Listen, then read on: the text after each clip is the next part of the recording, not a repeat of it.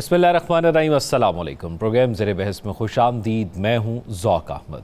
नाज़रीन, खैबर पख्तूनख्वा, कश्मीर और गिलगित में बारिशों ने तबाही मचा दी है और तकरीबन अब तक की जो इत्तलात मौसूल हुई हैं 330 अफराद जो है वो जान की बाजी हार चुके हैं। बहुत बड़ी तबाही देखने में आ रही है और अभी भी इसके हवाले से तखमीना लगाया जा रहा है जानी और माली नुकसान का, और मज़ीद अपडेट्स भी वक्त के साथ साथ आ रही हैं।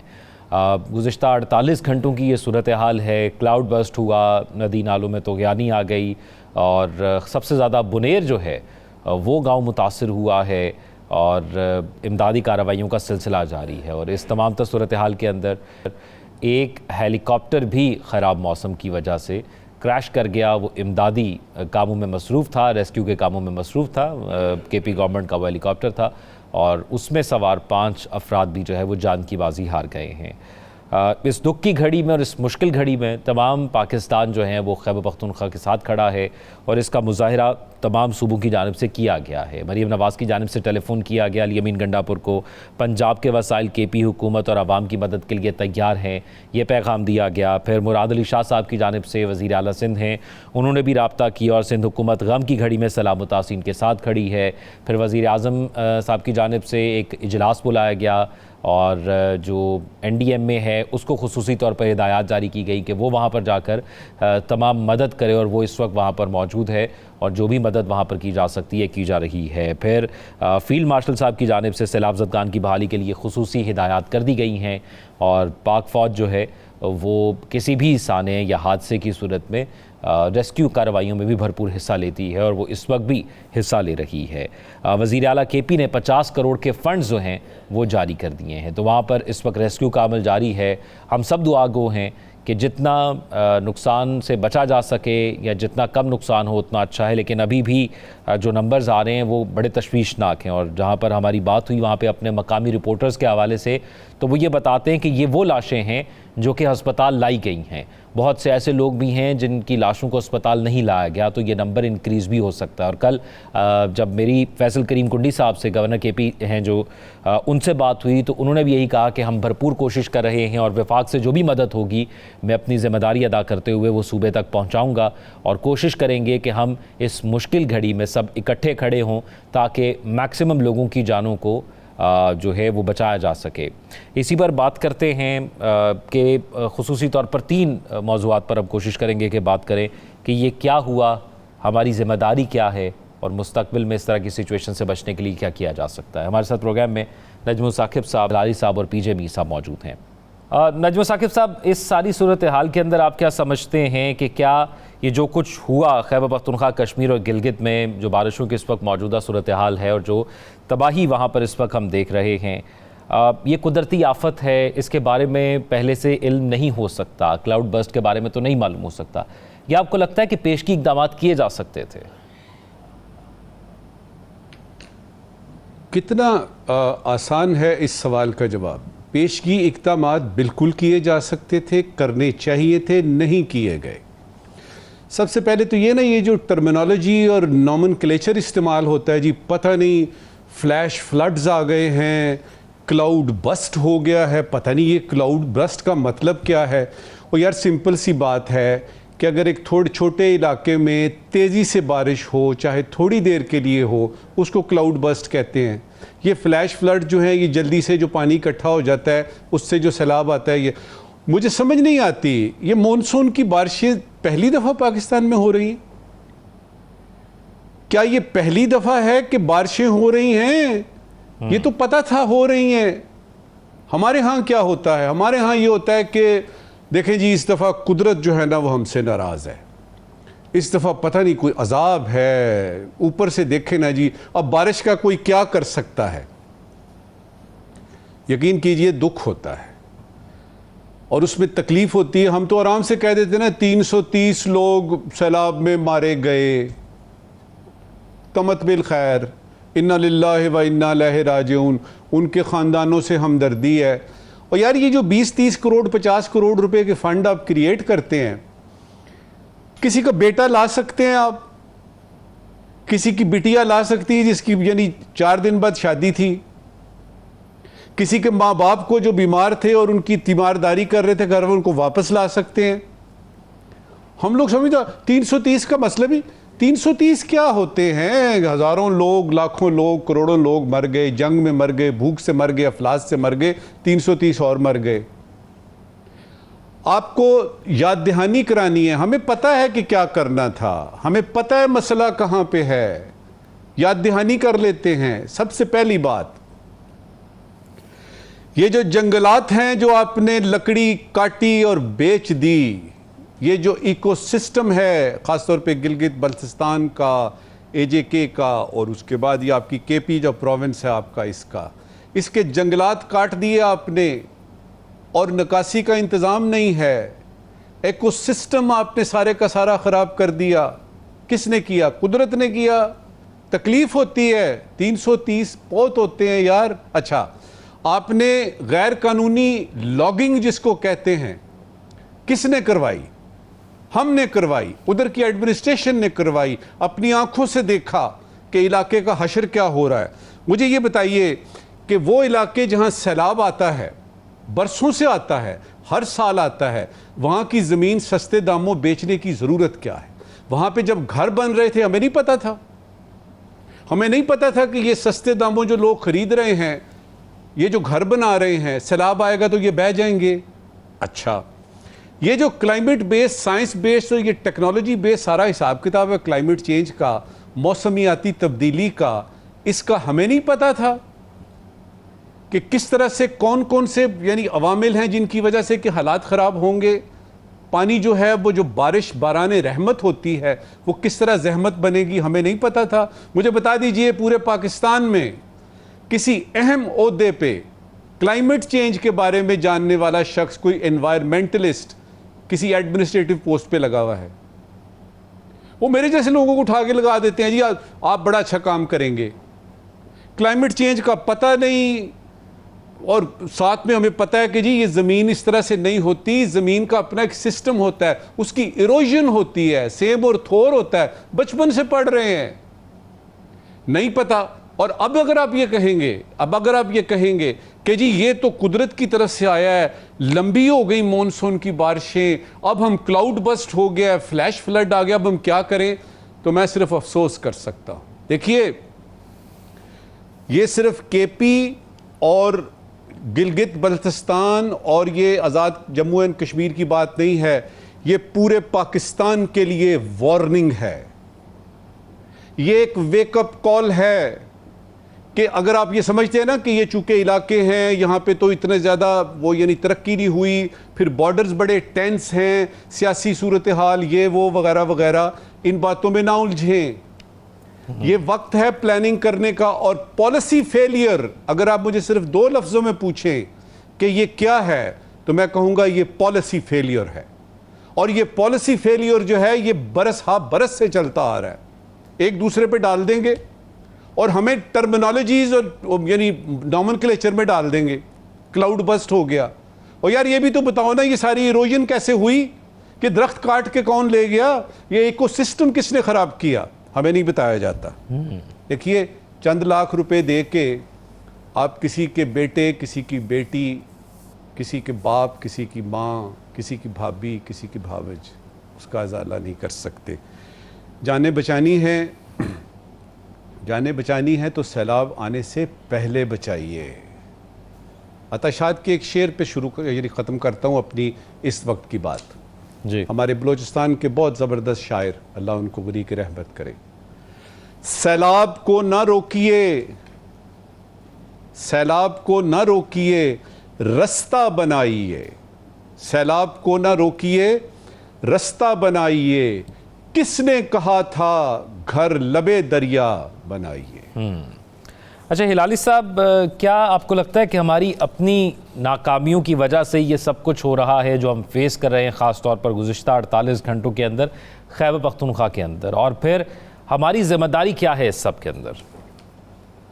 देखिए, पहली चीज़ जो होनी चाहिए वो एक एनवायरमेंटल ऑडिट करें। ये एनवायरमेंटल ऑडिट से आपको पता चल जाएगा कि कितना बड़ा ख़तरा है सेटलमेंट्स को जिधर वो सेटलमेंट्स हैं। आपको ये पता चल जाएगा जिधर सेटलमेंट्स होने चाहिए और जिधर उनको नहीं होनी चाहिए, और फिर आपको पता चल जाएगा कि किसको किधर लोकेट कर, अगर नहीं होना चाहिए तो किधर रीलोकेट वो हो सकते हैं। किस किस्म का कंस्ट्रक्शन, माने सिर्फ घर बनाना नहीं, घर के साथ दीवार होना, घर के साथ नाला होना, किधर पानी को डाइवर्ट कर सके, किस किस्म की कंस्ट्रक्शन आपको चाहिए, ये सब चीजें अगर आप करें और कितने पैसे वैसे लगेंगे, फिर आपको पता चलेगा कि क्या रिस्क हैं और किस रिस्क को आपने अवॉइड करना है। और फिर भी वो भी खत्म नहीं होगा बात उस वक्त, वो बात खत्म होगा जब आप देखेंगे कि किस किस्म के कदम उठाने हैं कि अगर फिर भी पानी आ गया तो जो लोग हैं उनको बचाने के लिए किस किस्म की चीजें चाहिए, कैसा मैन पावर किधर होना चाहिए और किस किस्म की इक्विपमेंट होनी चाहिए जो वो उनको बचा सके। ये सब चीजें जो हैं, तो मेरे ख्याल में ऐसे इलाकों में जिधर क्लाउड बर्स्ट होते हैं, और हिस्ट्री बता देता है मानसून पहले और इन द पास्ट जाके पता करें किधर किधर होता है, आपको अच्छा ठीक है। हिलाल साहब, मैं आपकी तरफ दोबारा आता हूँ। मीर साहब, ये फरमाइएगा कि अब अनएक्सपेक्टेड होता है ये सारी सिचुएशन, ज़्यादा बारिश हो जाए तो कैलकुलेट नहीं हुई होती और ये भी नहीं पता होता कि किस जगह पर होगी, क्योंकि जो महकमा मौसमियात बता रहा था गुज़िश्ता 8-10 दिनों के अंदर उस हिसाब से बारिशें नहीं हो रही थी, उससे कम हो रही थी, लेकिन अचानक बारिश हुई। पूरी दुनिया में हम इस किस्म के मनाजर देखते हैं, लेकिन वहाँ पर हम देखते हैं कि इंफ्रास्ट्रक्चर तबाह होता है, इंसानी जानें इतनी ज़ाया नहीं होती। तो क्या वजह है कि हमारे यहाँ हम उस चीज़ को मीट नहीं कर पाते जो वर्ल्ड स्टैंडर्ड्स के अंदर होती है? इसलिए क्योंकि हमारे जो इम्पोर्टेंस है, ये तरजीहात हैं कहीं और हैं। हम हर चीज़ फोरकास्ट कर देते हैं। एक सियासी जमात कोई भी हो, सियासी जमातों का बड़ा गर्क हम फोरकास्ट कर देंगे, पॉलिटिकल लीडर्स को हम फोरकास्ट कर देंगे कि यहाँ डिजास्टर हो गया है, लेकिन जो हमारे नेचुरल डिजास्टर्स हैं हम आज तक उसको आइडेंटिफाई नहीं कर सके। 1950 से लेके 1922 तक आपके 5 फ्लड्स आए और ये 25 में अब एक छठा आ गया। क्या आपने कोई लेसन लर्न किया? 20 मिलियन लोग अफेक्ट हुए, 20 मिलियन पीपल। मुझे आप बताओ, 20 मिलियन लोग अफेक्ट हुए और अभी तक हमें पता ही नहीं। ये बातें तो पहले नजम साकिब साहब कर गए, और आउटलेट आपने कोई बनाए नहीं है। फ्लड्स आपके आते रहेंगे, नेचुरल डिजास्टर आता रहेगा, इकोलॉजिकल एनवायरनमेंट के ऊपर आपको बात करते नहीं है। गलत आपकी प्लांटेशन है, आपकी वाइल्ड लाइफ आपकी यहाँ से चली गई है और आप उसमें तवज्जो नहीं देते। क्यों नहीं देते? क्योंकि यहाँ से आपको वोट नहीं आता। वोट आप वजह वहां देते हैं जहां आप आवाम जो है उसको कंजेस्टेड एरिया के अंदर आप वहां कुछ ना कुछ कर देंगे, क्योंकि वहां से वोट आएगा। फंड तो आता है, रूरल एरिया वोट नहीं आता, फंड तो आता है मीर साहब। तो फंड भी वहीं जाता है ना, फंड जाता भी वहीं है, कल आवाम पे लगता है। अब 10 करोड़ जो लगाया है या जितने करोड़ आप लगाए हैं, क्या वाज इट नेसेसरी? अब तो आपने वो टांका पट्टी लगानी तो कर दिया है। ये 10 करोड़ आपके रिहेबिलिटेशन में या किसी डेवलपमेंट पे लग सकता था। हम यही करते हैं, जब भी कोई तूफान होता है, अर्थक्वेक है, वो 20 मिलियन इधर 20 मिलियन उधर, आपका बजट यही ऑफसेट हो जाता है। फिर आप कहते जी हमारे पास पैसा कोई नहीं है। देखें, नंबर 1, आप कभी भी उस पर बिलीव नहीं करते कि prevention is better than cure. हम प्रिवेंशन पर तो जाते ही नहीं है, उसमें हम बात ही नहीं करते क्योंकि कोई है नहीं है। आपकी अर्बन प्लानिंग कोई नहीं है। आपकी जब अर्बन प्लानिंग कोई नहीं है, क्लाइमेट की तो बात हो गई है, क्लाइमेट कंट्रोल हमने किया कोई नहीं है। आप फॉसिल फ्यूल किस तरह देख क्या कर रहे हो। आपकी गाड़ियां जो इस वक्त, थैंक गॉड पंजाब गवर्नमेंट ने इस पर कदम उठाए हैं, कि आपकी गाड़ियां अनहेल्दी एनवायरनमेंट क्रिएट कर रही हैं। उन गाड़ियों के ऊपर कोई कैटलाइट या कन्वर्टर्स लगे नहीं है, धुआं ऊपर जा रहा है। आपको पता है इन पर्टिकुलर लाहौर के अंदर लोग किस तरह मर रहे हैं या किसका उनका क्या है इसका प्रॉब्लम? Lung diseases. ये क्यों है? इसलिए क्योंकि आपने क्लाइमेट पर बात ही कोई नहीं कर रहे। There is no one there. शुक्र है भट्टे बंद किए हैं, वो सारा आपका कंटामिनेशन हो रही थी।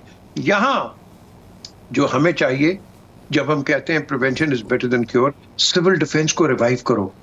60s के अंदर जब सिविल डिफेंस था और बरतानिया से लोग पढ़ के, अमेरिका से लोग पढ़ के आके सिविल डिफेंस को आगे लेके जा रहे थे। भुट्टो के बाद तो खत्म हो गया ये। It is a non existent इदारा है। और जो आपने अभी बात की ज़ौक, पैसा जा रहा है लेकिन काम कोई नहीं हो रहा, कुछ भी नहीं हो रहा।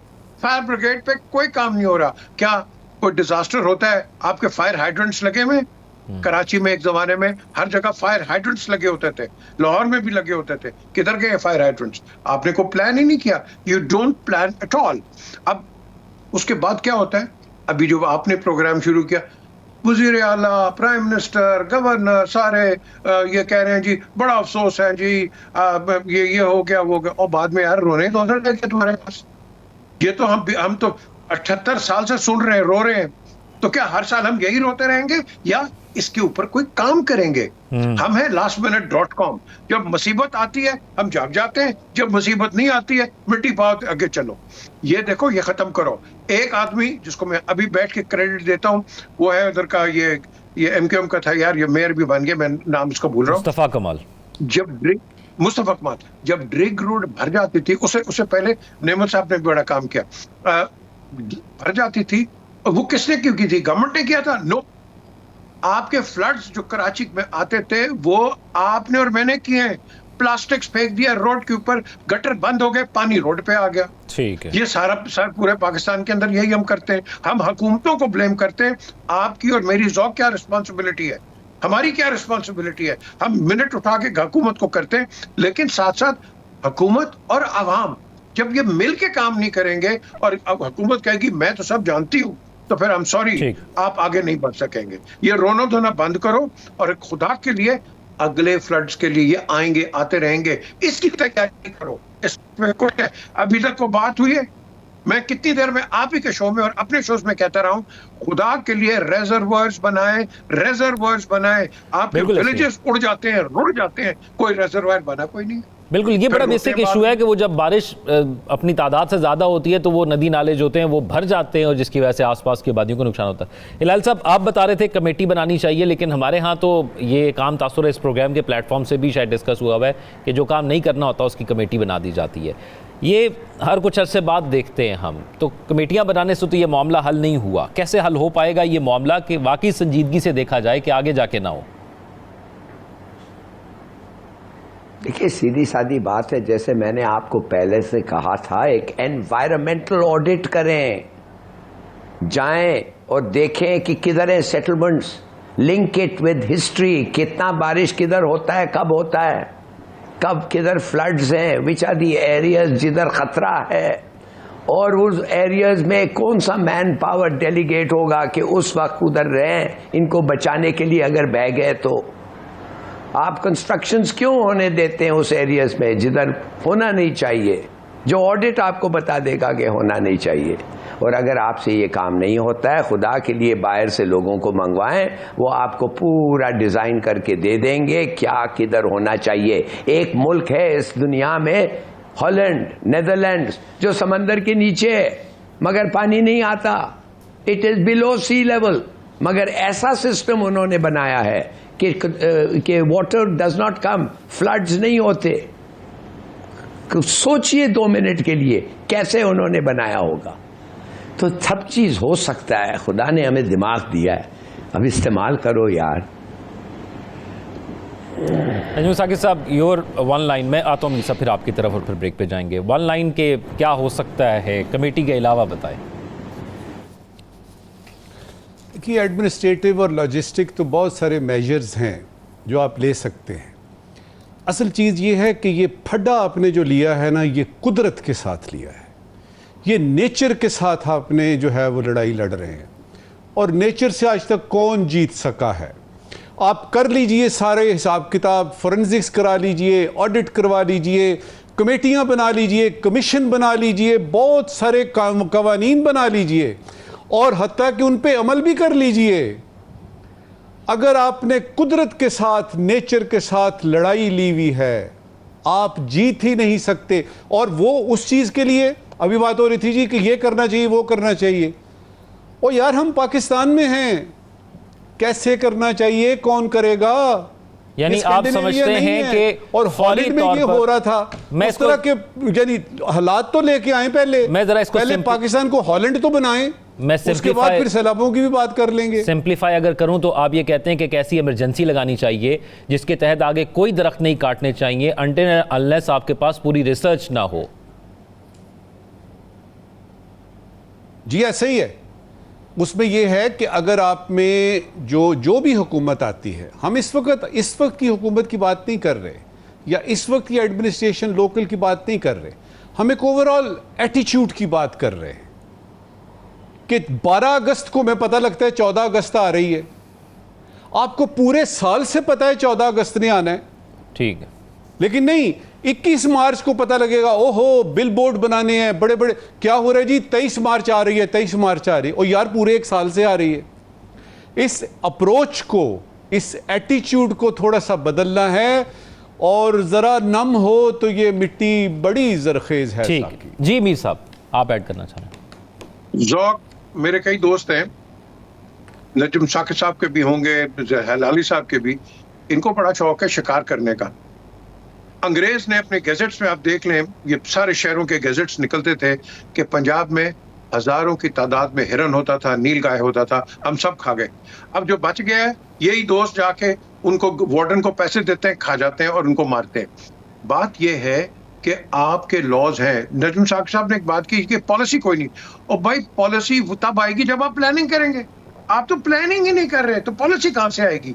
द क्वेश्चन इज प्लानिंग करो। अर्बन प्लानिंग कोई नहीं है, by the way, there is no urban planning on disasters. ये मिनिस्ट्री ऑफ क्लाइमेट आप बना दिया, हर चीज है, बैठे इस्लामाबाद में चाय पी रहे। What are you doing? वो आपको, मुझे को प्रोग्रेशन बताओ भाई, आपको एनवायरमेंटलिस्ट को लेके आओ। वो बात हुई है नहीं। ठीक, आज इस जो मैं भी कहने लगा हूं, इसको नोट करें आप। आपका जो नेक्स्ट डिजास्टर होगा, जो कि बड़े हाई लेवल पे जाएगा, इन फ्लैश फ्लड्स के साथ सूएज का डिजास्टर होगा। आपका रॉ सूएज समुंदर में भी जा रहा है, आपका रॉ सूएज खेतों में भी जा रहा है, आप वही खाना भी खा रहे हैं वहां से। अब ये जो पानी है गंदा नालों का, ये कहां जाता है? खेतों में जाता है। खेतों में आप वही आर्सेनिक के साथ सब्जी भी खा रहे हैं। हम जी ऑर्गेनिक खाएंगे, ये खाएं, और कहां से खाओगे यार? तुम तो कंटेमिनेटेड कैंसरस सब्जियां खा रहे हो। को बात कर रहे हैं इसके ऊपर? Has anybody talked about it? हम कहते हैं बच्चों का आगे मुस्तकबिल क्या है? बच्चों को क्या मुस्तकबिल होगा? बच्चे तो बढ़ते ही मर जाएंगे बेचारे सारे। तैयारी कर नहीं रहे। सूरज पे काम करो अभी भी प्लानिंग की बहुत ज़रूरत है, और सूरत हाल बहुत ही तशवीशनाक है। हिलाली साहब, आप कुछ ऐड करना चाहेंगे, क्योंकि ये कंस्ट्रक्टिव डिबेट है इस तमाम सूरत हाल के अंदर, और बात वही है कि हमें कुछ ना कुछ करना पड़ेगा, वरना हम हर 2 साल बाद शायद किसी ना किसी प्लेटफॉर्म पर बैठकर इस बात को कोस रहे होंगे, या शायद किसी दिन हम खुद सैलाब की नज़र हो जाएं। मेरे ख्याल में 2 साल पता नहीं, मगर हर 102 साल के बाद इस कराची में, इस इलाके में एक जलजला ड्यू है, जो 1922 में क्वेटा में हुआ, और इधर अब ड्यू है। टेक्टोनिक प्लेट्स जो जमीन के नीचे हैं वो हिल रहे हैं, एक एक के ऊपर चढ़ाई हो रही है। जब एक प्लेट दूसरे से टकरता है और ऊपर चढ़ता है तो अर्थक्वेक होता है, और उस अर्थक्वेक का इतना शदीद रिएक्शन होता है कि कोई चीज़ बच नहीं सकता, और कोई चीज़ खड़ा जो है वो हमारे पुराने कंस्ट्रक्शन रूल से कुछ बचेगा ही नहीं। उस वक्त क्या करोगे? और मैं आज आपको कह रहा हूं ये होगा, इट हैज टू हैपन। वो इतना प्रिडिक्टेबल है एज नाइट फॉलोज डे। क्या तैयारी है इस मुल्क में? क्या कंस्ट्रक्शन हो रहा है with a view to earthquakes happening? Japan में तो जिधर ज्यादा अर्थक्वेक्स होते हैं, उन्होंने तो 7 और 12 स्टोरी बिल्डिंग रबर के साथ बना रहे हैं कि उसका वो हिलेगा मगर गिरेगा नहीं। कुछ कभी कोई ख्याल आया? कोई सा भी आदमी इधर, जब खास तौर कराची एरिया में जो अर्थक्वेक प्रोन है, बताते हुए किसी ने कहा है कि यार मेरा तो इतना ज्यादा खर्चा हुआ है कि मैंने अर्थक्वेक प्रूफ बनाया घर? No one. तो कहने की बात यह है, बहुत सारी चीज़ें हैं जो हमें करना चाहिए जो हम नहीं करते हैं। ज़ौक़ कह के थक गए, अब क्या होगा? फिर भुगतो जो होगा। और हम कहते रहेंगे, हम कहने से नहीं थकेंगे, लेकिन हमें गफलत से जागना होगा, अपनी अटेंशंस को वहाँ से बुनियादी इश्यूज़ पर लेकर आना होगा। हम नॉन इश्यूज़ में फंसे हुए हैं, और वो हुकूमती लेवल पर किसी भी लेवल की बात करें, हम उन नॉन इश्यूज़ से इश्यूज़ की तरफ आएंगे, तभी अवाम में भी शायद पजीराई बढ़ जाएगी और अवाम का कोई फ़ायदा भी होगा, और उनका जो वोट होता है उसका कर्ज भी वापस उतर जाएगा। एक ब्रेक की तरफ चलते हैं, वापस आते हैं, एक और अहम मामले के हवाले से बात करेंगे। Stay with us.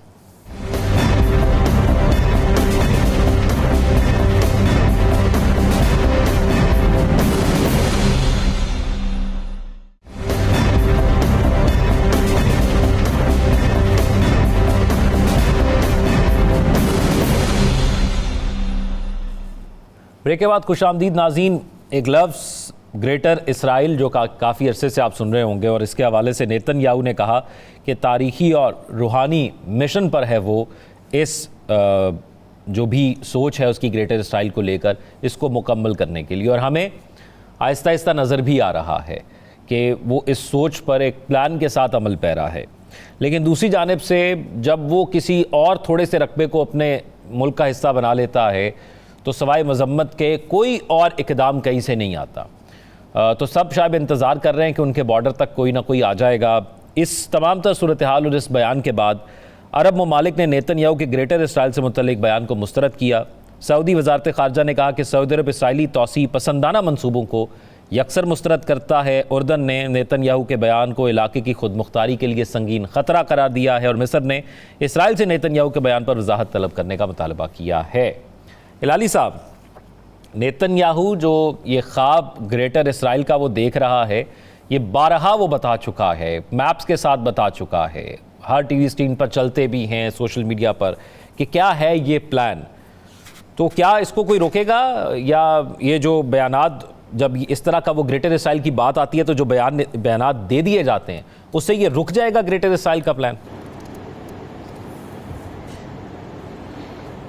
इस वक्त के अरब तो नहीं रोक सकते, और देखिए अगर वो रोक सकते तो आप समझते हैं कि इस बेशर्मी से ये आदमी नेतन्याहू बेशर्मी से दुनिया को बता रहा है कि मैं एक वॉर क्राइम कमिट करने जा रहा हूं। What is the war crime? कि जब आप सरहदों को चेंज करते हैं बाय फोर्स तो एक ही तरीका है ना, यू वेज वॉर। और वॉर जो है इलीगल वॉर, और इलीगल वॉर एक वॉर क्राइम है, सजाए मौत। शेमलेसली दुनिया को कह रहा है, और इनका क्या जवाब है? ये अच्छा नहीं है, ये हम नहीं मानते। चलो, जब तक वो कह रहा है तो वो जंग नहीं कह रहा है, तो कह तो आदमी कुछ भी सकता है, मगर जब वो करेगा और वो कहता है एब्सोल्युटली 100% मैं करूंगा, फिर तो वो वॉर क्राइम होगा ना। उसकी तैयारी आप क्या कर रहे हैं? नहीं, आप तो दोस्ती बना रहे हैं उनसे, आप तो इब्राहिम अकॉर्ड साइन कर रहे हैं, आप तो उनको रिकग्निशन दे रहे हैं। एक आदमी जो कह रहा है मैं वॉर क्रिमिनल बनना चाहता हूं, बनने जा रहा हूं, मैं वॉर क्राइम कमिट करूंगा, और आप उसको रिकग्निशन दे रहे हैं। देखिए ये किस किस्म के लोग हैं कि अपनी जमीन को किसी और के हाथ में, और वो उनको मार के उनके बंदों को निकालेगा ऑक्यूपाइड टेरिटरी से, और उसी टेरिटरी पे अपने लोगों को सेटल करेगा। War crime. मगर आपको तो कोई परवाह नहीं है। ये किस किस्म के लोग हैं? तैयारी करें नहीं। देखिए इस पे तो खुदा के लिए इसको तो आप सैंक्शन तो करें कि ऐसे ऐसे बातें करता है, मगर नो, आई एम सॉरी, मुझे तो बिल्कुल समझ नहीं आ रहा है कि एक आदमी कह रहा है आपको कि मैं ये करूंगा और ये है मेरा प्लान, और ये है मेरा स्क्रिप्चर में भी ये प्लान है, और मेरा प्लान है, और मैं करूंगा, और मैं आज कर रहा हूं। आज मैं इलीगली उस एरिया को ऑक्यूपाई कर रहा हूं जो मेरा नहीं है, किसी और मुल्क का है, और सब लोग कह रहे हैं कि रिकग्नाइज करो इनको, हाथ में लाओ, झप्पियां डालो। ये किस किस्म के लोग हैं यार? They don't deserve respect. Mir साहब, एक चीज़, जब इसराइल की बात होगी तो साथ गज़ा की बात तो ज़रूर करेंगे, और ये किस किस्म की बेहिसी है कि हमें कभी कभी कोई आवाज़ नज़र आती है, कई महीने में एक दफ़ा, साल में 2-3 दफ़ा, उसके बाद खामोश हो जाते हैं सब लोग एडजस्ट कर गए हैं। गज़ा में तो अब भी वही सूरत हाल है, उसी तरह वहाँ पर लोगों को शहीद किया जा रहा है, और ये प्लान है ग्रेटर इसराइल का। ये कोई नई बात नहीं है ज़ौक, ये बहुत पुरानी बात है। आज इसलिए हम जल्दी से बात करते हैं क्योंकि दुनिया छोटी हो गई है, आपकी कम्युनिकेशन तकड़ी हो गई है, और आप एक दूसरे के मुतालिक और अपने मुतालिक आप बातें जल्दी कर लेते हैं, इंफॉर्मेशन आपके पास ज़्यादा है। रशिया यूक्रेन में क्या हो रहा है? एनेक्सेशन। सोवियट्स ने क्या किया था? एनेक्सेशन। जर्मनी ने क्या किया था? एनेक्सेशन। अमेरिकन ने क्या किया था, उन्होंने भी तो एनेक्स कर लिया था ना, रेड इंडियन को जब उन्होंने उड़ा के रख दिया, actually genocide took place there. फिर उसके बाद ऑस्ट्रेलिया में क्या हुआ, एबोरिजिनीज का। तो आपके पास जो हिस्ट्री है बड़ी वो रंगी हुई हिस्ट्री है, और ये जो हिस्ट्री है फिर आप देख लो पाकिस्तान हिंदुस्तान का मुतालिक देख लो, आप तिब्बत देख लो, हर जगह यही होता है। तो आज जो एनेक्सेशन की बात कर रहे हैं ये कोई नई बात नहीं है, ये चेंज हो जाती है। यूरोप के अंदर देख लो, ये बोस्निया, और जब टर्क्स अंदर गए थे उसके बाद आप देख लो कि क्या हुआ, और फिर बाद में यूगोस्लाविया से बोस्निया बन गया, और फिर क्या क्या नहीं हुआ। ये over a period of time changes आती हैं, इमीडिएटली नहीं होते हैं। क्यों? क्योंकि कल की मीटिंग के अंदर जो बात हुई है सिर्फ इकोनॉमिक बात हुई है, एनेक्सेशन की बात नहीं हुई। क्यों? क्योंकि economic interest are far more important than your other interest. ये छोटे ये होते हैं क्या कहते हैं इनको, फ्रिंज बेनिफिट्स, और वो फ्रिंज आपके शॉर्ट चेंज होता है। तो इसलिए ये जो प्लान था इनका, ये तो 1997 का था रिज़ाक याबिन का, कि हाँ जी इनको सेटलमेंट में कर दो। भाई सेटलमेंट में क्यों? You are the occupiers. The people who live here were the Palestinians, the Philistines. वो यहाँ रहते थे। जॉर्डन को भी आपने इनका एरिया दे दिया। अब मुझे बताओ तो ये क्या करेंगे ये पैलेस्टीनियंस? यहाँ तो यहूदी भी था, फलस्तीनी भी था। ये तो अंडर द बैल्फोर एग्रीमेंट 1917 में तो आपने इनको एक जगह दे दी अब थ्रू रॉथशाइल्ड। उसके अलावा मुझे बता दो क्या था कि जो उसकी ये ज़ायनिस्ट ये ज्यादा ये अभी एक्सपेंशनिस्ट पे आ गए। So they are expansionist, they want a greater Israel. अब जो अभी हिलाली साहब ने बात की, will the Islamic world, will the European countries, will any sanity prevail amongst them कि एक मुल्क अनेक्स हो रहा है। आप देख लोगे, जिस तरह मैंने कल भी एक थोड़ा सा रेफरेंस दिया है, आपके जो ये जितने भी स्टेट्स हैं, पीपल लाइक मोल्डोवा, वो अपने बॉर्डर्स को तकड़ा कर रहे हैं कि कल रशिया उनके ऊपर ना अंदर आ जाए, क्या उनको अनेक्स ना कर जाए, उनको ना घड़प हड़प कर जाए। तो ये एक वार्निंग है दुनिया को कि अगर तुम आज नहीं बोलोगे कल तुम्हारे साथ भी अनेक्सेशन हो जाएगी, तुम्हें भी इस तरह नीचे ले जाओगे। सो ये एक बड़ा डेंजरस एक का मोड़ है, डेंजरस सवाल आपने किया है, डेंजरस वक्त है, और ये बड़ा क्रिटिकल वक्त है कि ये किसी अल्लाह ना करे कि कोई ऐसा वो इंटरनेशनल इस पे कोई डिजास्टर हो जाए। नजम साकिब साहब, एक तो पाकिस्तान का मौक़िफ़ भी इसमें सामने आया। उन्होंने कहा कि पाकिस्तान ने ग्रेटर इसराइल और फ़लस्तीनियों की जबरी बेदखली की साजिश मुस्तरद की है। तर्जुमान दफ्तर ख़ारजा की जानिब से यह बयान आया। अरब ममालिक का जिक्र इसलिए ज़्यादा किया जाता है, और होना भी चाहिए, कि वो कुछ इसमें पेशकदमी करें, क्योंकि वो डायरेक्टली इसमें मुतासरीन में होंगे अगर ये प्रोजेक्ट इस पर काम किया जाता है, जो कि शुरू हुआ है। आपको लगता है ग्रेटर इसराइल पर काम हो रहा है, और इसको अगर रोका जा सकता है तो कैसे रोका जा सकता है, सारी सच्चाइयों को सामने रखते हुए? इज़राइल का ग्रेटर इज़राइल बनना 1948 के बाद से शुरू हो गया। इसी तरह से इंडिया का अखंड भारत का शुरू हो चुका है, अब वो उसकी बातें खुल खुला के हो रही हैं। इसी तरह से ये भी खुल खुला के सामने आ गए हैं।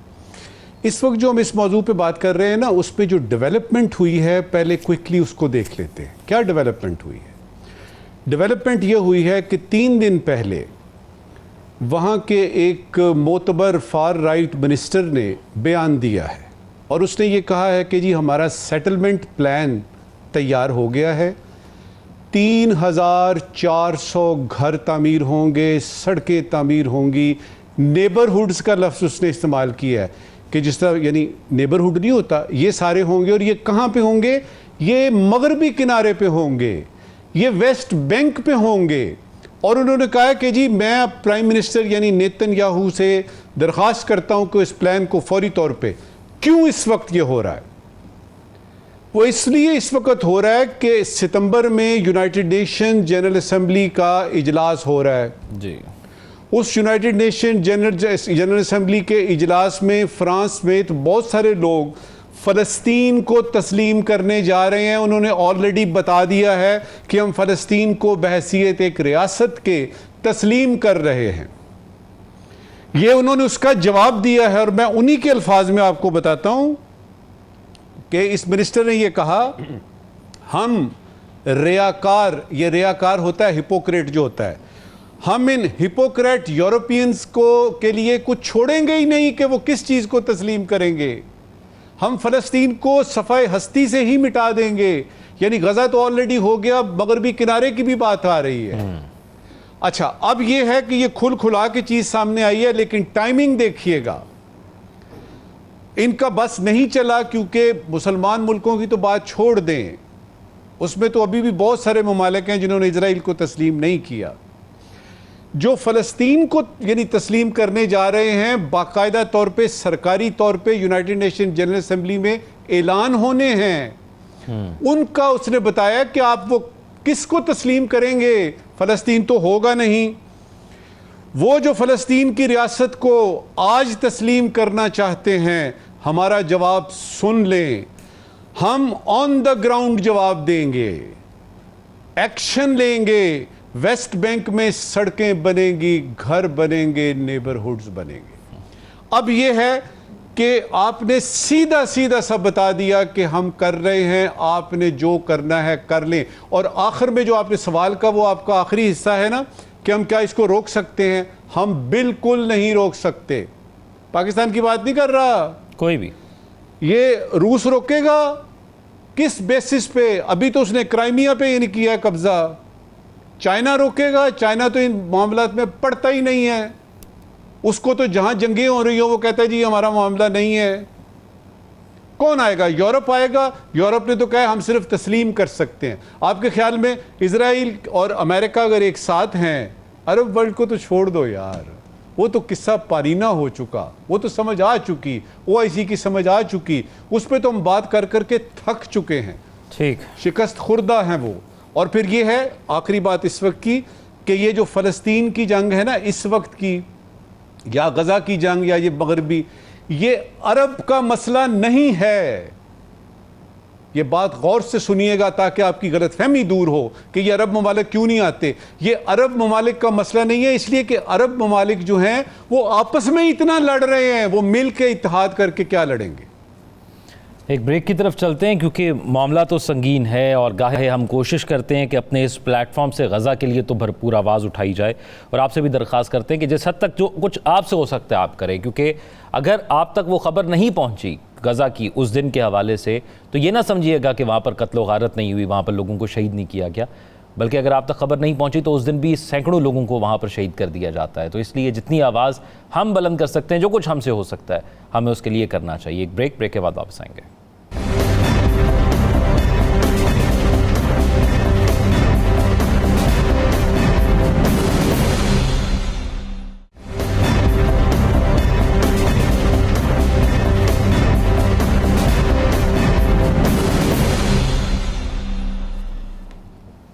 ब्रेक के बाद खुशामदीद नाज़रीन। एक ख़बर 13 अगस्त को एक तरमीम हुई है और उस पर बहुत ज़्यादा डिस्कशन हो रही है। दहशतगर्दी एक्ट में तरमीम की गई है। हमारे यहाँ वैसे ज़्यादा मसला ये नहीं है कि कानून क्या है, हमारे यहाँ ज़्यादा मसला ये होता है कि कानून को इम्प्लीमेंट किस तरह किया जाता है। लाइकनेस और डिसलाइकनेस पर अगर उसको इम्प्लीमेंट किया जाए तो वो फिर कानून जो है वो खातिर खा नहीं रहता कि उसके वो नताइज मिले। अब ये कौमी असम्बली ने इंसदाद दहशतगर्दी तरमीमी बिल की मंजूरी दी है और 3 साल के लिए ये नाफिजुल अमल होगा। इसमें पीपल्स पार्टी की कुछ तजावीज़ भी शामिल की गई हैं कि जिस शख्स को हिरासत में लिया जाएगा उसके हवाले से ठोस शवाहिद होने चाहिए। पहले ये था कि शक की बुनियाद पर भी हो सकता है। पीजे मीर साहब, बड़ा लंबा है ये बिल, मैं अगर डिस्कस करूँगा तो टाइम ख़त्म हो जाएगा। मौलाना फजल रहमान साहब ने एक उनकी स्टेटमेंट है कि इन कवानीन के तहत पाकिस्तान के हर शहरी को पैदाइशी मुजरिम बना दिया है। इस कानून को कैसे देखते हैं? ज़रूरत तो है कि दहशतगर्दी को कम किया जाए। हुकूमत का ये मौक़िफ़ है कि हमारी सूरत हाल तकरीबन 2012-13 वाली हो गई है। तब दहशतगर्दी के वाक़यात बहुत होते थे और अब भी बहुत ज़्यादा हो रहे हैं, ख़ास तौर पर बलूचिस्तान और खैबर पख्तूनख्वा के अंदर। तो हमें इस किस्म की एक्ट की ज़रूरत है। अपोजिशन ये कहती है कि इस एक्ट पर मज़ीद बात होनी चाहिए और इसको इस तरह नहीं नाफिज करना चाहिए। आप क्या कहते हैं? मौलाना फजल रहमान, सबसे पहले तो मैं कहूँ, वो तो खुद कहते हैं मैं जी अपने गाँव नहीं जा सकता, वहाँ दहशतगर्दी बहुत है। तो अगर ये तरमीम आई है तो ये नेशनल इंटरेस्ट के तहत आई है। आप शुक्र करें पाकिस्तान में 3 महीने हैं। मैं आपको बताता हूँ, पाकिस्तान के एक नेशनल आसिफ हफीज को 7 साल विदाउट एनी चार्ज, क्वेश्चनिंग और एनीथिंग बेलमार्क जेल में रखा है और अब जाके 8वें साल जाके सजा दी है अमेरिका के अंदर। तो मुझे बताओ, हम तो 3 महीने पर हो रहे हैं। उस बेचारे का 8 साल कहाँ गए जिंदगी के। तो ये आपके पास बड़े इस तरह के केसेस आते हैं, बाहर बहुत जुल्म होता है इन कंपैरिजन टू पाकिस्तान। हम तो वैसे ही दहशतगर्दी से भरे हुए हैं। तो अगर हमने ये कानून बना दिया, और इसके अंदर ये भी देखें, दोनों साइड्स आप देखें, इसके अंदर ये नहीं है कि जिसको मर्जी उठा, आपको उठाएंगे विद सॉलिड रीजंस। आप पढ़े का ये जो ऑर्डिनेंस है, इसको सॉलिड रीजंस के साथ उठाया जाएगा। इसको जब तक आपके पास पूरे उसके एविडेंस नहीं होगा, कुछ नहीं होगा। और ये जो चीज है, इसको हमें इन अ पॉजिटिव नोट देखना चाहिए। हाँ, इसका जो डाउन साइड है कि हाँ जी, क्या जो हुकूमतें होती हैं, वक्ती जो हुकूमत होती है, क्या इसको अपने मकासद के लिए इस्तेमाल करेगी? क्या इनको उठा के बंद कर देगी under this terrorism act and all that? क्योंकि ज्यादातर हम टेररिज्म एक्ट के अंदर सियासतदानों को ही पकड़ रहे हैं, जो सही दहशतगर्द है वो तो पकड़ा ही नहीं जा रहा। आपने तो सारे उसको एंटी टेररिस्ट एक्ट के अंदर पॉलिटिशियंस को दबा हुआ है। तो ये एक डिबेट इमिनेट होती है। तो इस डिबेट को हमने देखना है कि ये कहाँ जा रही है। अब पॉलिटिक्स को टारगेट ना करें, बिल्कुल आप दहशतगर्दों को करें और 3 महीने रखें, और लेकिन सॉलिड एविडेंस के साथ। देखो, जिसको फांसी भी होती है ज़ौक, उसको भी एक चांस दिया जाता है एक कानून के दायरे के अंदर। और आपने देखा कि कई ऐसे जजमेंट्स थे जिसमें उसने कत्ल नहीं किया होता, लेकिन उसको फांसी हो जाती है, और बाद में कहा था नहीं जी ये तो गलती हो गई है। तो हमें दोनों साइड को इसको बड़े ही संजीदगी से, लेकिन ऑन टॉप ऑफ दैट, जब हम ये कहते हैं, हमारी, मैं बार बार आपके प्रोग्राम पे भी कह रहा हूँ, हमारी जो इंटेलिजेंट फोर्सेस हैं, इंटेलिजेंस इंस्टीट्यूशंस हैं, इन पे पैसा खर्चो, इनको state of the art intelligence surveillance के आप इक्विपमेंट ला के दो, इनको वो चीजें ला के दो वे दे कैन एक्चुअली मॉनिटर ये जो दहशतगर्द होते हैं, इनके ग्रुप होते हैं। और जो 3 महीने की बात आती है, आप 3 महीने इनके नेटवर्क को आप इन्वेस्टिगेट करोगे यार। ये तो नहीं है कि उसको पकड़ के बंद कर दिया, आप सुराग निकालोगे, को पता चलता है आपका। हमने पकड़ा है ना इसको, दहशतगर्द को, क्या नाम है इसका, कुलभूषण को, लेकिन हमने इसके पिछले भी पकड़े और पकड़ रहे हैं और पकड़ते रहेंगे। ये एक ऑनगोइंग गेम है। तो इसके अंदर प्लीज इसको पॉजिटिव रहो। मैं कहता हूँ पाकिस्तान को यही लॉ चाहिए था। आई विश ये पहले आ जाना चाहिए था, लेकिन अनफॉर्चुनेटली हमें जो मार पड़ती है ना तब हम करते हैं, वैसे हम सोए में। नजमुल साकिब साहब, एक ऐसा कानून जिस पर तमाम सियासी जमातें मुत्तफिक हों, वो ज़्यादा अहम इसलिए भी लगता है क्योंकि जहाँ पर ये इम्प्लीमेंट होना है वहाँ से ही ज़्यादा आवाज़ आ रही है इस कानून के हवाले से। तो फिर आप कैसे देखते हैं कैसे इम्प्लीमेंट हो पाएगा अगर इख्तलाफात होंगे? तो अव्वल तो ये कि ये तरमीम आई है, कानून तो एंटी टेररिज्म एक्ट तो बड़े अरसे से मौजूद है, सारी पॉलिटिकल पार्टीज देख चुका है। मुझे ये बताइए कि ये कानून कहाँ पास हुआ है? कौमी असम्बली में जी, फिर सेनेट में जाएगा, फिर सदर पाकिस्तान इसकी तौसीक करेंगे, फिर ये कानून बन जाएगा। मुश्ताक अहमद यूसुफी ने एक जगह बड़ी अच्छी बात की। उन्होंने कहा इस दुनिया में जो कुछ भी हो रहा है, इस दुनिया में जो कुछ भी हो रहा है मुझसे पूछे बगैर हो रहा है। आपकी असेंबली कर रही है, आपकी सेनेट कर रही है, इसका मतलब आपकी पार्लियामेंट कर रही है। तो मसला है कहां पे? मसला जहां पे है वो एक आदमी का वोट है जिसकी कदर व कीमत पाकिस्तान को नहीं पता। मसला वहां पे है कि कानून बनते रहते हैं। बहरहाल अब चूंकि ये सारा प्रोसेस शुरू हो गया है और ऐन मुमकिन है कि ये कानून बाकायदा तौर पे तौसीक के बाद बन भी जाए, प्रोमलगेट भी हो जाए। सिर्फ 2 दरख्वास्तें करनी है कि बराह करम दहशतगर्द को पकड़िएगा, किसी आम शहरी को ना पकड़ लीजिएगा। बराह करम अपने बुग़्ज़ ना निकालिएगा कि चलो इस बहाने इसको भी अंदर कर दो और उसको भी अंदर कर दो। बराह करम बुनियादी हकूक़ का ख्याल रखिएगा, उनको मजरू ना कीजिएगा। और खुशी की बात आपको बताऊं, इस एक्ट में क्या आई है कि वो जो आर्टिकल 10 है ना आपका फंडामेंटल राइट्स वगैरह का, वो इसमें बाकायदा तौर पे कहा है सब्जेक्ट टू। तो मुझे थोड़ी सी होप है कि इसकी इम्प्लीमेंटेशन होगी तो ज़रा थोड़ा सा हिसाब किताब रख के किया जाए। और वो पीपल्स पार्टी का किरदार है इसमें, जो उन्होंने आर्टिकल 10 के हवाले से एक अहम किरदार अदा किया और उसमें तरमीम में उनकी सजेशंस थी। हिलाली साहब, JUI रुकन आलिया कामरान ने कहा कि आखिर जल्दी में क्या कानून को मंजूर किया जा रहा है? इतनी जल्दी किस चीज़ की है हुकूमत को? आपको लगता है कि काफ़ी देर हो गई है या हुकूमत अब भी जल्दी कर रही है?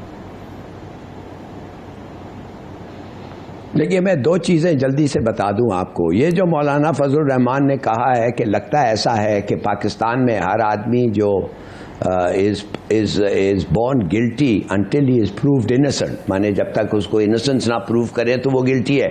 ये यूरोपियन लॉ है, ये रोमन लॉ है कि जब इदारा किसी को पकड़ता है तो इदारा के पास अच्छे रीजंस होते हैं उनको पकड़ने के लिए। तो फ्रांस में और इटली में ये है कि अगर इदारे ने पकड़ा एक आदमी को तो उसने कुछ गलती की होगी, नहीं तो क्यों पकड़ता। अब इदारा को प्रूव करना है कोर्ट में कि उसने ऐसी गलती की कि वो क्रिमिनल लॉ उस पर अप्लाई करता है। In other words he is guilty, मगर अगर वो ना प्रूव कर सके तो उसको छोड़े जाता है। हम लोग क्या करते हैं, ब्रिटिश सिस्टम ये है कि अमन के ज़मानों में कि वो क्या कहते हैं कि it is better than 10 guilty man go free, कि 10 आदमी जो सजावार हैं, जो किया है कुछ हरकत, बेहतर है कि वो आज़ाद हो जाएं कि एक बेकसूर आदमी को फांसी मिले। मगर जब इमरजेंसी आता है, ब्रिटेन में भी जब इमरजेंसी आता है, जैसे दहशतगर्दों का है, वॉर का है, वो कहते हैं बेहतर है कि 10 इनोसेंट 10 बेकसूर लोग थोड़ा सा इनकन्वीनियंस और जेल भी बेशक जाए, अगर एक करदार उनमें एक गद्दार पकड़ा गया तो बेहतर है वो कि ये इनको बेचारों को जेल में थोड़ा वक्त गुजारना पड़ता है। और हम जो हैं इस वक्त, हमारा ख्याल ये है, माने मेरा तो नहीं है ख़ास तौर, मगर वी सीम टू थिंक कि हम एक इमरजेंसी में हैं, हम टाइम नहीं हराम कर सकते। अब ये पुलिस हमारे ऐसे होते हैं कि उनको बियॉन्ड रीजनेबल डाउट करने के लिए उनके पास एक्सपर्टीज नहीं है, ट्रेनिंग नहीं है, और वो प्रूव ही नहीं कर सकते बियॉन्ड रीजनेबल डाउट, और वैसे वो आदमी छूट जाता है। या प्रोसेसेस ऑफ FIR रजिस्टर करने के इतने डायलेटरी हैं कि उसको अरेस्ट नहीं कर सकते, छोड़ना पड़ता है जब तक FIR नहीं, और उस वक्त तक वो भाग जाता है। तो मेरा अपना ख्याल ये है कि हमारे सिचुएशन को देख के कॉमन सेंस को अप्लाई करना चाहिए। और मैंने सुना है कि कुछ कंट्रोल्स हैं, माने एक आदमी है जो रिव्यू करता है हर 6 दिन 5 दिन के बाद कि इसके खिलाफ केस बन रहा है, ठीक बन रहा है, नहीं बन रहा है, and if not he is released. मुझे नहीं पता ये सही है कि नहीं, मगर सुना ये है। अच्छा नजमुल साकिब साहब, आज के सवालात मुख्तसरन। शुक्रिया ज़ौक। ज़रूरी सवाल पहले, मार्को रूबियो साहब ने बयान दिया है कि अमेरिका पाकिस्तान के साथ अहम मादनियात, हाइड्रोकार्बन वगैरह में इक्तसादी ताउन के मौक़े तलाश करना चाहता है। ज़रूरी सवाल ये है कि इस इक्तसादी ताउन का फ़ायदा सिर्फ़ अमेरिका को होगा जैसा कि आम तौर पे होता है, या पाकिस्तान खुसूसन बलोचिस्तान को भी इसमें कुछ हिस्सा मिलेगा? आज का गैर ज़रूरी सवाल, एक सूबे के वज़ीर आला ने ऐलान किया है कि वो निज़ाम के ख़िलाफ़ बागी हैं, निज़ाम के ख़िलाफ़ बागी हैं।